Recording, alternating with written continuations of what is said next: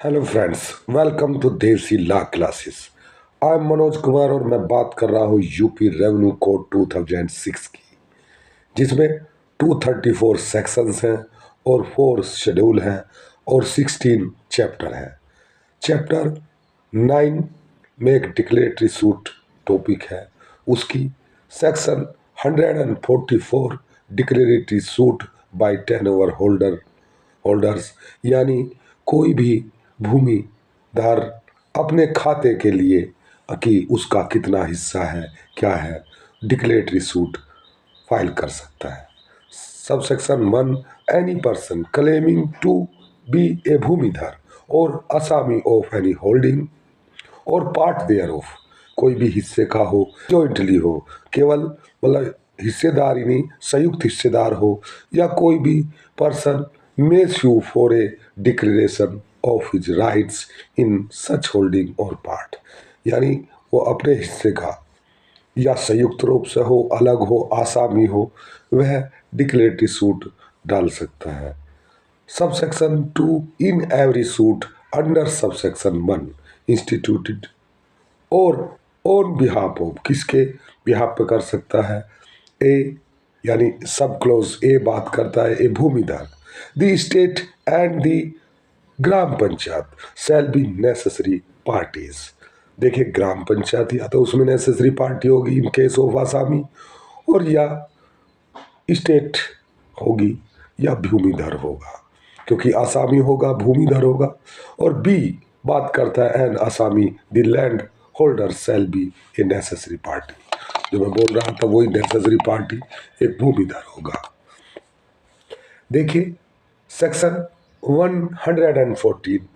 बात करती है डिक्लेरेटरी सूट बाय ग्राम पंचायत। ग्राम पंचायत में एक दिया गया है सेक्शन 34, जो specific relief act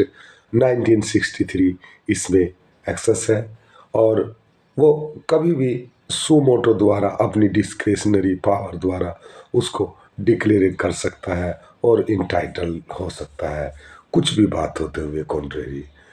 section 146 provision for injections, यानी आपको इंजेक्शन का ऑर्डर कब मिल सकता है। ये जैसे सीपीसी का ऑर्डर 39 बात करता है इंजेक्शन की, इसमें if in the course of A suit under section 144 और 145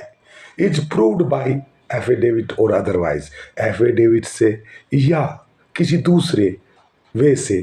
यह साबित हो जाता है, क्या साबित होता है, ये आगे सब सेक्शन ए बात करता है, the that any property, trees, crops standing on the land in dispute is in danger of being wasted, कि जो डिस्प्यूट चल रहा है, जो कोर्ट के अंदर जो भी प्रोसेस चल रहा है, उस दौरान वो जो ट्री है, जो प्रॉपर्टी है, उसको नुकसान हो सकता है, damage or alienated by any party to the suit, उस सूट में कोई भी पार्टी उसे नुकसान पहुंचा सकती है। इस तरह का एफिडेविट या कुछ बातों से कोर्ट को संज्ञान हो जाता है, पता चल जाता है। बी बात करता है that any party to the suit threatens or intends to remove or dispose, कि उसको या तो उन चीज़ों को ख़त्म कर देगा या डिस्पोज ऑफ कर देगा said property, tree, crops in order to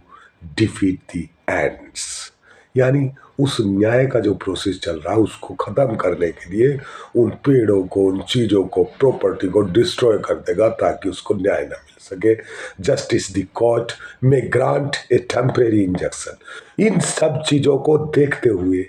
जो कोर्ट है एक टेम्परेरी इंजेक्शन, यानी स्टे ऑर्डर भी बोलते हैं उसको, and where necessary also appoint a receiver, वो स्टे ऑर्डर, इंजेक्शन ऑर्डर भी देगा, और यदि ऐसा समझता है कि कोई रिसीवर नियुक्त करा जाए तो रिसीवर भी नियुक्त कर सकता है। दोस्तों, अभी ये पूरा जो चैप्टर है, चैप्टर 9 कंप्लीट हो चुका है, और ये डिक्लेरेटरी सूट था, और नेक्स्ट में चैप्टर 10 की बात करूँगा। इसमें ये आपको ये अच्छा लगा, आपके लिए नॉलेजेबल हुआ, तो इसको please like and subscribe. Thank you very much. जय हिंद, जय भारत।